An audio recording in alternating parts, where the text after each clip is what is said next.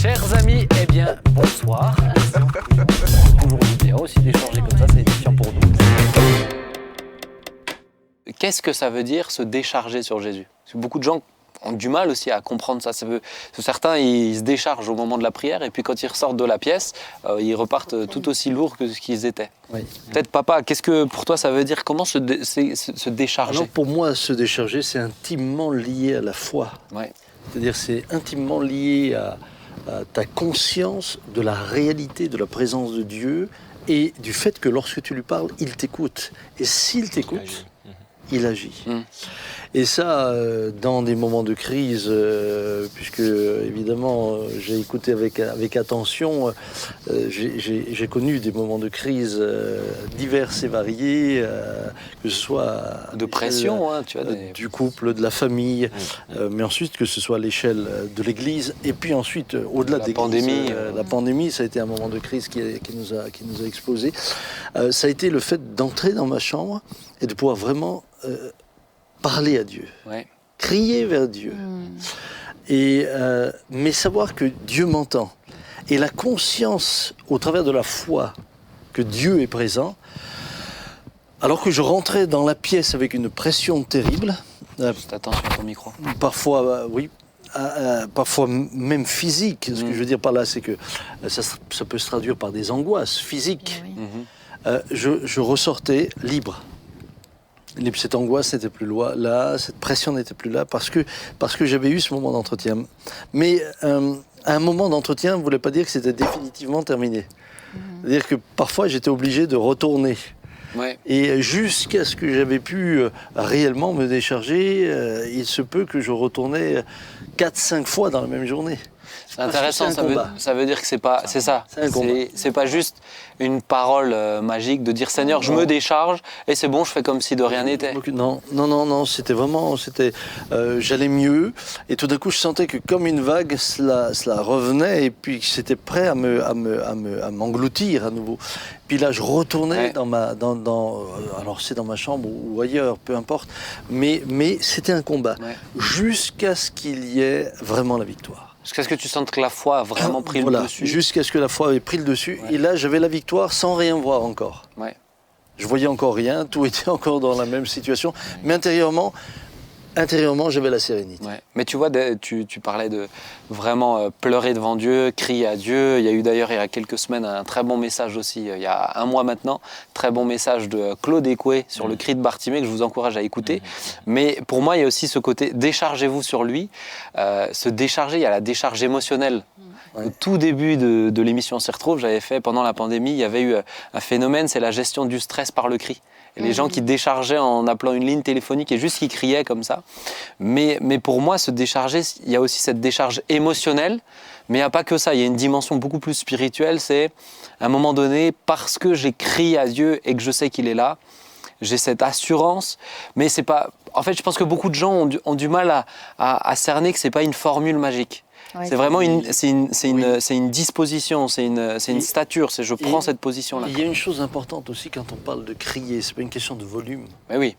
Non, mais je pense qu'il faut préciser les choses. Parce que vous avez par exemple l'exemple d'Anne, mais elle crie vers Dieu, cette femme. C'est le cri du cœur. Par contre, elle ne bouge que les lèvres. Il n'y avait aucun son qui sortait.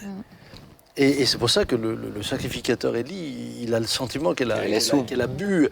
Et il y avait juste des petits sons comme ça. Mais en elle, c'est le cri qui arrête Dieu. C'est ça. Mais c'était le cri silencieux. Oui.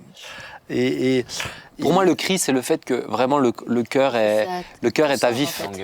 Mais la sérénité est vraiment liée avec ce combat. Je veux dire, c'est pas toujours la première fois que tu ressors serein. C'est la sérénité, tu la gagnes et elle repose sur la foi. Elle repose vraiment sur la foi. Sinon, pardonnez-moi, mais on serait que dans un espèce d'exercice psychologique où on serait en train de positiver. Et ça, c'est absolument... C'est pas la méthode Coué. Le positivisme n'a absolument rien à voir avec la foi.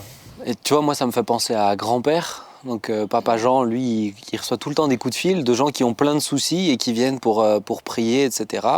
Et puis, quand il prie avec eux, ensuite, les gens, des fois, il va très vite. Il est efficace, lui. Il ne serait pas payé à la minute, sinon il ne serait pas payé très cher. Il va très, très vite.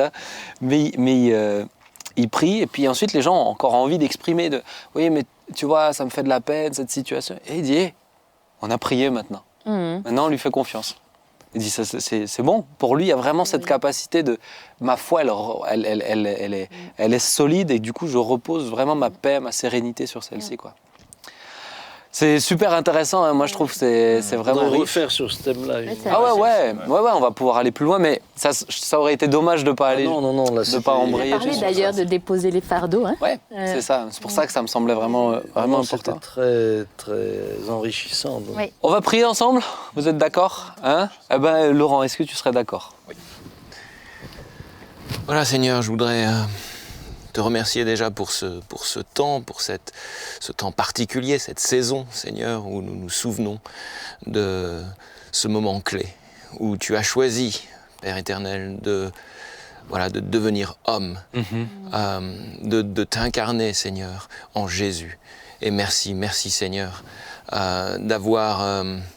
d'être allé chercher nos cœurs. Et Seigneur, je voudrais également te remettre tous ceux qui, en cette saison, traversent des temps de crise, Seigneur, de crise intérieure, Seigneur, qui sont affectés dans leur santé, Seigneur, pour qui le travail est un défi, Seigneur, pour qui la famille est un défi, Seigneur.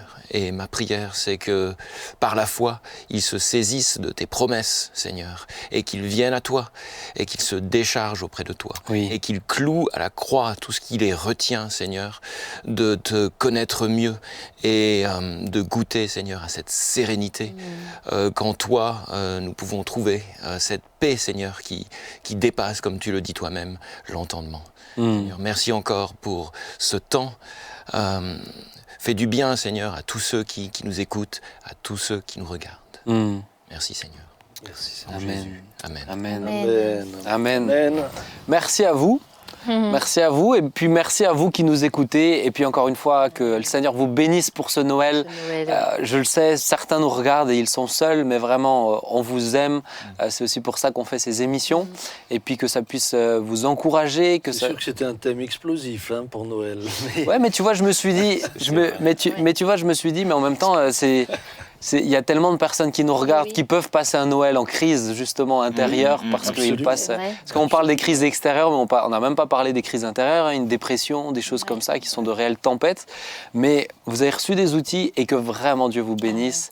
N'oubliez pas, quand il est venu, c'est justement pour cette bonne nouvelle. On peut se décharger sur lui grâce à ce qu'il a fait. Donc que Dieu vous bénisse. Rendez-vous vendredi prochain. On est toujours là, on ne s'arrête pas, in aeternam. Enfin, ça on verra. Hein. En tout cas, on est toujours... Je ne vivrai pas une Pour l'instant, on continue. Et que Dieu vous bénisse à vendredi prochain. Et puis n'hésitez pas, si cette émission fait du bien aussi, si vous connaissez des gens qui passent par des temps de crise, partagez-la. Parce qu'il y a plein de choses riches dedans. À bientôt. Au revoir.